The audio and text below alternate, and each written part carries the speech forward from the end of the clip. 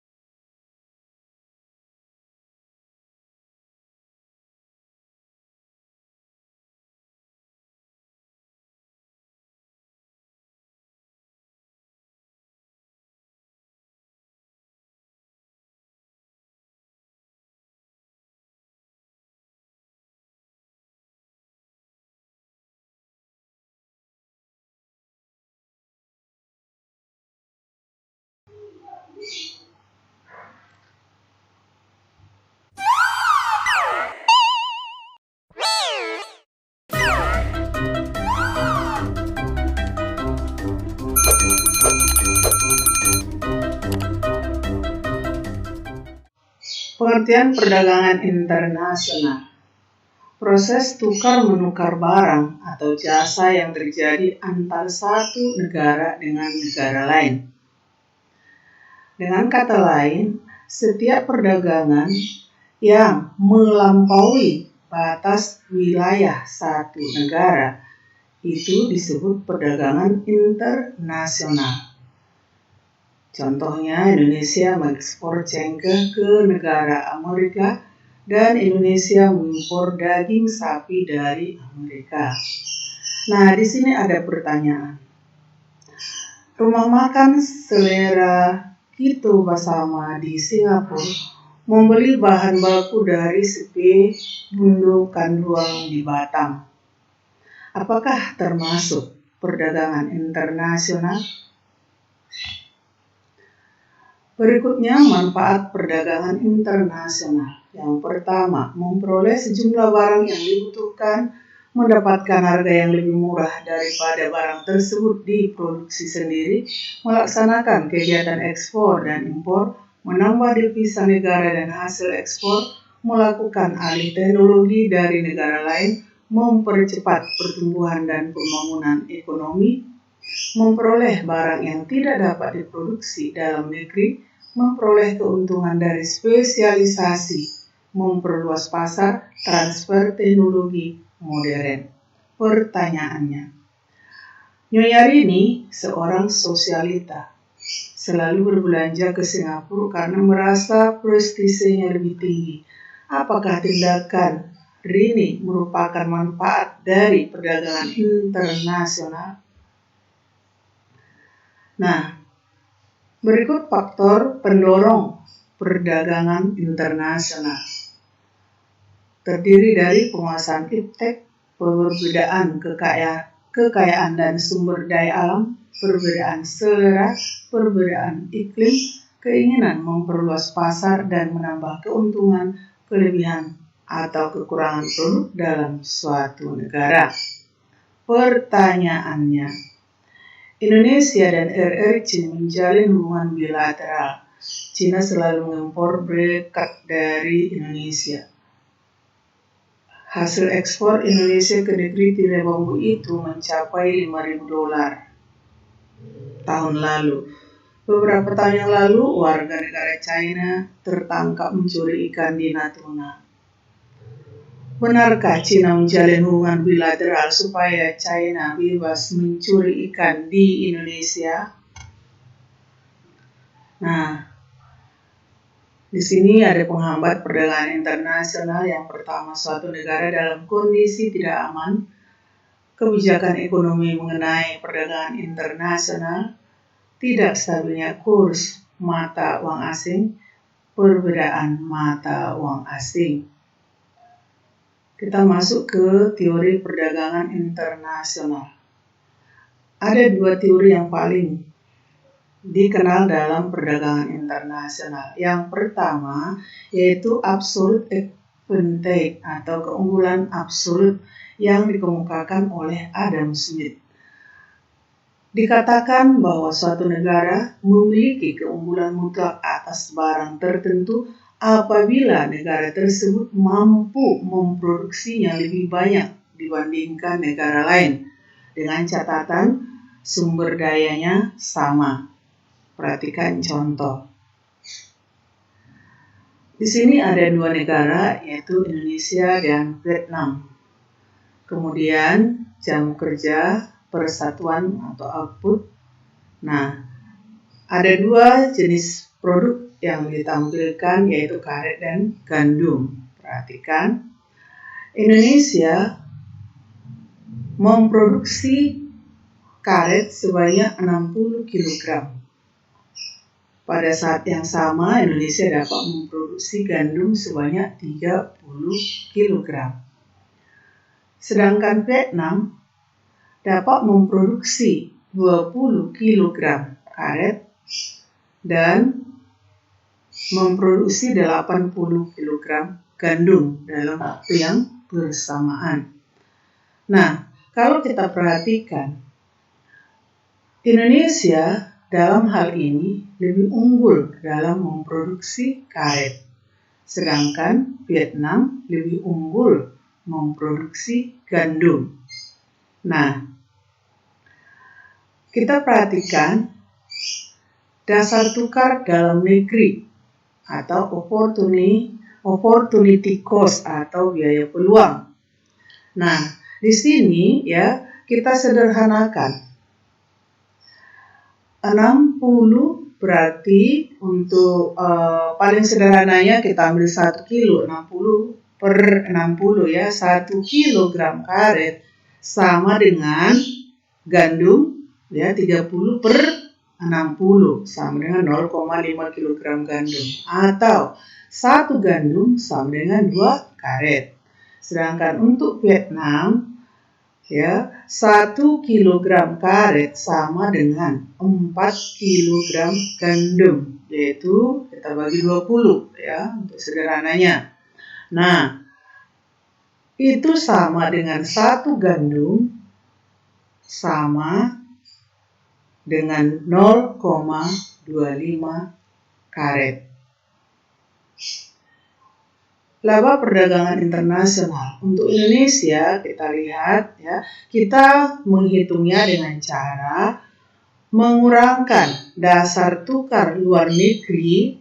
Berarti dari Vietnam kita lihat dasar tukar dalam negeri Vietnam tentu merupakan dasar tukar luar negeri Indonesia ya.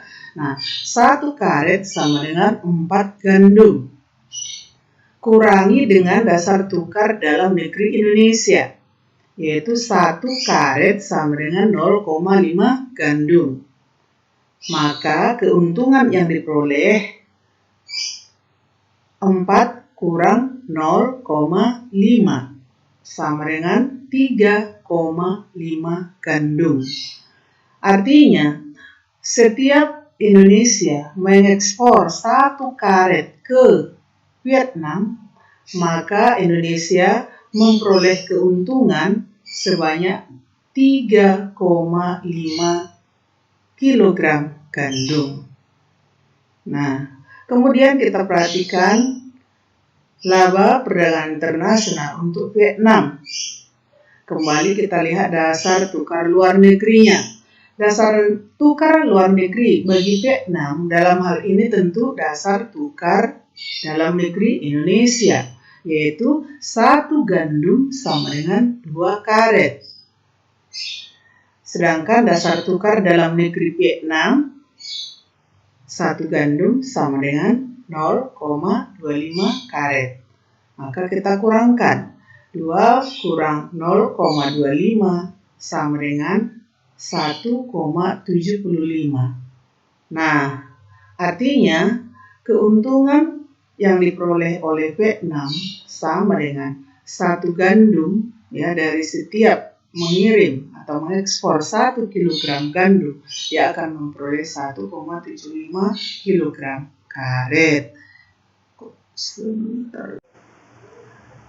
Yang kedua, comparative advantage atau teori keunggulan komparatif oleh David Ricardo. Dikatakan walaupun hanya satu negara yang memiliki keunggulan dalam 2 jenis barang, negara yang tidak memiliki keunggulan tetap dapat memperoleh keuntungan dalam melakukan perdagangan internasional dengan catatan sumber daya sama. Perhatikan contoh berikut. Di sini ada 2 negara, yaitu India dan Korea, yang memproduksi 2 jenis barang, yaitu kain dan kosmetik. India menghasilkan 20 meter kain atau 50 set kosmetik. Sedangkan Korea dapat menghasilkan 25 meter kain atau 75 set kosmetik. Nah, kita lihat dasar tukar dalam negeri masing-masing 2 negara. India 1 meter kain sama dengan 2,5 set kosmetik. Caranya, ingat, kita sederhanakan. 20 ini, angka 20 ini bagi dengan 20 untuk memperoleh 1 meter kain. Jadi 20 per 20. Dan kosmetik juga demikian, 50 per 20, maka diperoleh angka 2,5 ya. Nah, atau 1 set kosmetik berarti 50 per 50 sama dengan 20 per 50 kain, yaitu 0,40 kain. Korea 1 meter kain sama dengan 3 set kosmetik atau 1 kosmetik sama dengan 0,33 meter kain. Keuntungan perdagangan internasional kita hitung dengan cara mengurangi dasar tukar luar negeri dengan dasar tukar dalam negeri. Nah, untuk India, dasar tukar luar negerinya berarti kita lihat dasar tukar dalam negeri Korea. Nah, 3, nih lihat 3 dikurang 2,5 sama dengan 0,5. Artinya setiap India mengekspor 1 meter kain ke Korea akan mendapat keuntungan sebanyak 0,5 set kosmetik. Sedangkan Korea, ya perhatikan, dasar tukar dalam negeri India. Nah, karena itu yang menjadi dasar tukar luar negeri bagi Korea. Nah, 0,40 dikurang 0,33 sama dengan 0,07. Artinya setiap Korea mengekspor satu kosmetik ke India akan mendapat 0,07 meter kain, ya. Sangat mudah asal diperhatikan. Pertanyaan: bagaimana cara menghitung keuntungan perdagangan internasional menurut teori keunggulan komparatif? Silahkan ulang kembali. Berikut penyebab dilakukannya impor. Yang pertama, keterbatasan, di mana barang yang diimpor tidak ada atau tidak diproduksi di negara itu sendiri. Kualitas, mutu barang yang diimpor lebih baik dari yang diproduksi di negara itu sendiri. Varietas, jenis tertentu barang yang diimpor tidak diproduksi di negara itu sendiri. Harga barang yang diimpor diproduksi di negara itu sendiri tetapi harga yang lebih murah apabila diimpor. Supply, barang yang diimpor diproduksi di negara itu tetapi jumlahnya tidak cukup untuk memenuhi kebutuhan di dalam negeri. Berikut kebijakan perdagangan internasional, ada 6 di sini. Yang pertama, kuota atau pembatasan, baik pembatasan impor maupun pembatasan ekspor. Pembatasan impor dilakukan untuk melindungi produsen dalam negeri, sedangkan pembatasan ekspor dilakukan untuk melindungi sumber daya yang ada di dalam negeri, ya, seperti sumber daya alam. Yang kedua, tarif. Tarif terdiri dari tarif impor dan tarif ekspor, yaitu tarif adalah biaya yang dikenakan terhadap setiap barang yang melewati batas wilayah satu negara. Yang ketiga, subsidi, yaitu bantuan dari pemerintah terhadap pelaku usaha. Dalam perdagangan internasional tentu bertujuan supaya para produsen dalam negeri tidak kalah saing dengan produsen luar negeri. Yang keempat, larangan impor. Larangan tentu berbeda dengan kuota. Kalau kuota pembatasan, kalau larangan benar-benar dilarang, yaitu untuk barang-barang yang ketersediaannya sudah ada secara melimpah di dalam negeri. Dumping, yaitu menjual barang lebih murah di luar negeri daripada di dalam negeri sendiri. Namun ini sudah tidak berlaku lagi karena dipandang tidak etis. Kemudian yang keenam, larangan ekspor. Sama dengan larangan impor, hanya saja larangan ekspor itu yang dilarang adalah sumber daya yang masih langka di Indonesia, yang keberadaannya sudah cukup langka. Kita teringat dengan ekspor benih lobster yang melibatkan Edi Prabowo, ya. Silahkan searching, diupdate itu infonya supaya nggak kudet. Oke, kita lanjut. Pembayaran internasional merupakan pembayaran atas transaksi yang dilakukan oleh negara-negara yang terlibat dalam perdagangan internasional berdasarkan kesepakatan yang telah dirundingkan sebelumnya. Terdiri dari yang pertama, letter of credit atau yang lebih dikenal dengan LC, yaitu dengan menggunakan lembaga bank atau pemindah bukuan, ya. Kemudian advance payment, importer bayar terlebih dahulu. On account, importer membayar setelah barang diterima. Commercial bill sama dengan wholesale, di mana surat perintah untuk membayar dikeluarkan oleh si penjual. Berikut collection, yaitu importir menugaskan bank untuk menagih jumlah tertentu kepada si importir. Nah, kita masuk ke neraca pembayaran dan neraca perdagangan.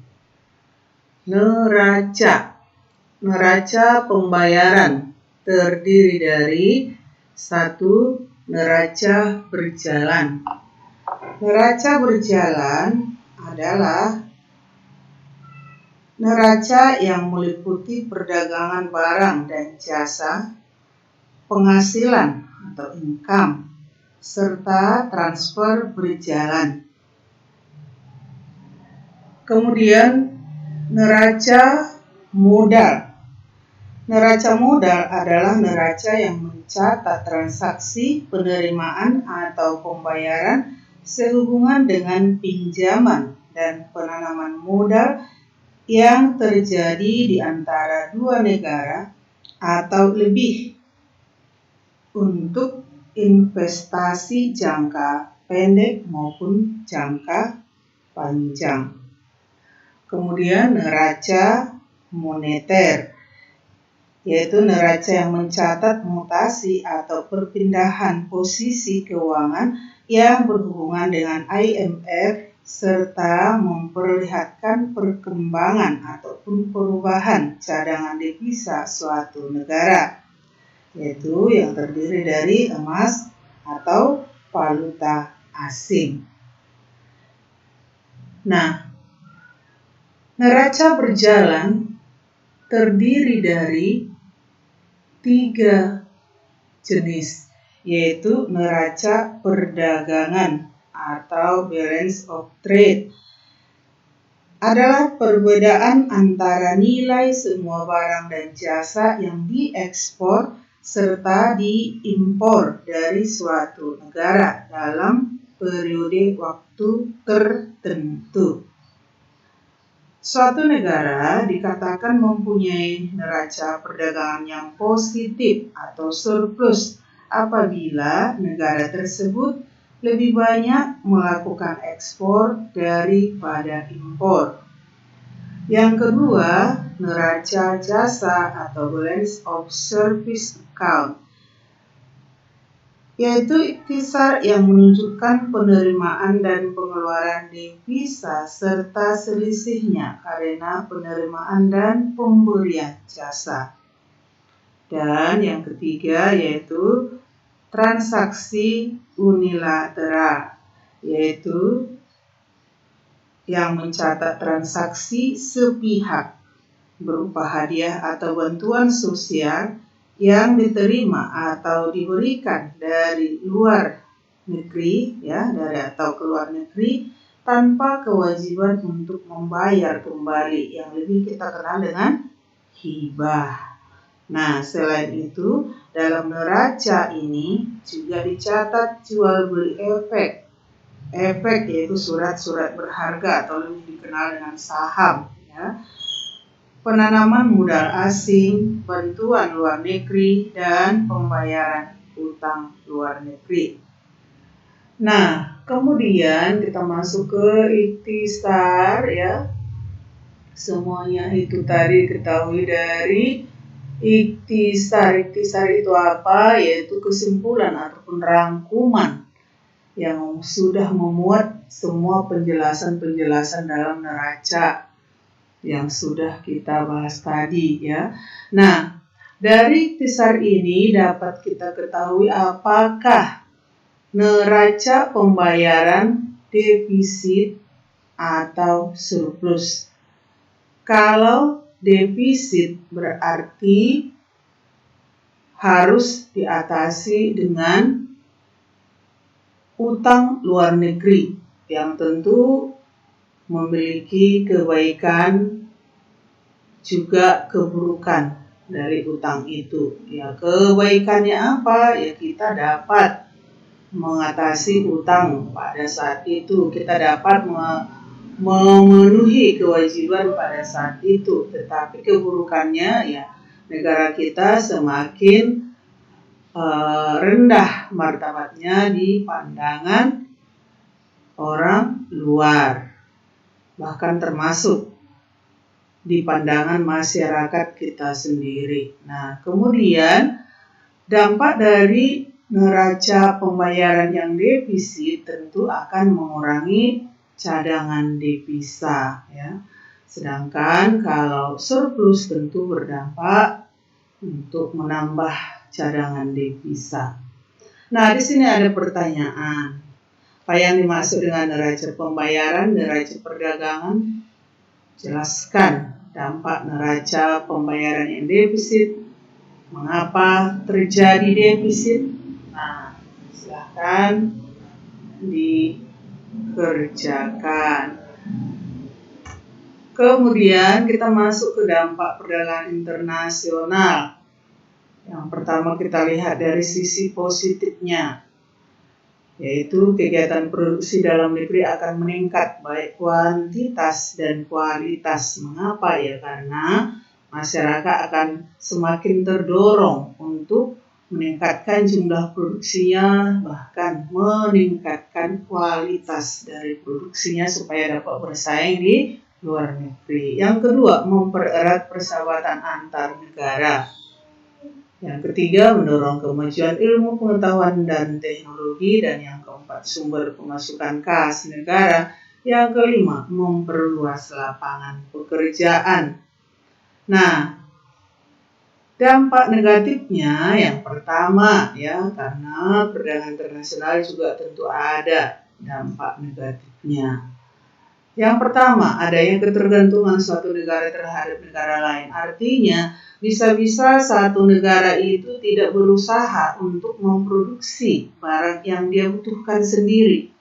Adanya dia hanya mengimpor dan mengimpor terus. Yang akibatnya ya tentu negara itu nanti lama-lama akan kesulitan dalam membayar barang impornya. Yang kedua, barang-barang produksi dalam negeri terganggu akibat maksudnya barang impor yang dijual lebih murah dalam negeri yang menyebabkan industri dalam negeri mengalami kerugian besar. Ya, ini sudah pastilah. Kalau barang yang masuk justru lebih murah pula di dalam negeri, ya, sedangkan barang yang lebih mahal masih dicari sebagian orang, apalagi kalau harga barang itu lebih murah, merasa lebih tinggi prestisenya, ya, lebih merasa bangga, lebih merasa senang karena dapat menikmati atau menggunakan barang-barang made in luar negeri, ya, overseas. Oke. Berikutnya, terjadinya persaingan yang tidak sehat karena pengaruh perdagangan bebas, ya. Perdagangan bebas sudah kita bahas dalam kerjasama ekonomi internasional bulan lalu. Kemudian, bila tidak mampu bersaing, maka pertumbuhan perekonomian negara akan semakin rendah dan bertambahnya pengangguran dalam negeri. Nah, sekarang devisa. Devisa adalah alat pembayaran luar negeri atau semua barang yang dapat diterima di dunia internasional sebagai alat pembayaran. Devisa mempunyai beberapa fungsi sebagai berikut. Yang pertama, membiayai perdagangan luar negeri yang berupa impor barang dan jasa. Dua, membayar pokok utang, cicilan utang, bunga utang, atau utang luar negeri. Tiga, membiayai pembinaan dan pemeliharaan hubungan luar negeri, yaitu untuk kedutaan, konsulat, misi kebudayaan ke luar negeri. Keempat, mengatasi kesulitan perekonomian negara dalam kaitannya dengan pembayaran luar negeri. Kelima, memudahkan terjadinya transaksi dalam perdagangan internasional. Sumber devisa. Yang pertama, ekspor barang. 2, penerimaan jasa. 3, penerimaan dari turis mancanegara. 4, pinjaman luar negeri. 5, bantuan luar negeri. 6, pungutan bea masuk. Penggunaan devisa. Penggunaan devisa harus selalu dalam pengawasan agar tidak terjadi pemborosan dan pemasukan selalu meningkat. Oleh karena itu, di Indonesia didirikan Biro Lalu Lintas Devisa. Adapun tugas Biro Lalu Lintas Devisa adalah sebagai berikut. 1, mengawasi penggunaan devisa. 2, berusaha menambah pemasukan devisa. Nah, valuta asing. Valuta asing merupakan mata uang asing yang dapat digunakan dalam perdagangan internasional. Oleh sebab itu, muncullah tempat atau lembaga yang berfungsi untuk memperdagangkan berbagai jenis mata uang asing yang disebut bursa valuta asing. Sedangkan lembaga yang mengkhususkan kegiatan dalam perdagangan mata uang asing disebut money changer. Nah, pertanyaannya, apa yang dimaksud dengan devisa? Dan bedakan devisa dengan valuta asing. Jadi ada banyak pertanyaan yang sudah kamu lihat dalam video ini. Silahkan dijawab di buku catatan, foto, dan kirim ke nomor WA Ibu. Nah, jadi ada 9 bab materi yang sudah kita pelajari selama kamu di kelas 11 ini. Ibu harap pelajari ulang materi itu sebagai bekal untuk melanjutkan pelajaran di kelas 12 nanti. Oke, kita akhiri pertemuan kita ini selama mengikuti penilaian akhir tahun. Semoga semua naik kelas dengan nilai yang baik. Akhir kata Ibu ucapkan, tiada gadis yang tak retas, sekalipun yang punya seorang putri kayangan. Tiada orang yang tak bersalah, sekalipun dia seorang budiman. Jadi mohon maaf atas segala kekurangan, doakan Ibu agar sehat selalu dan panjang umur. Sekian dan terima kasih.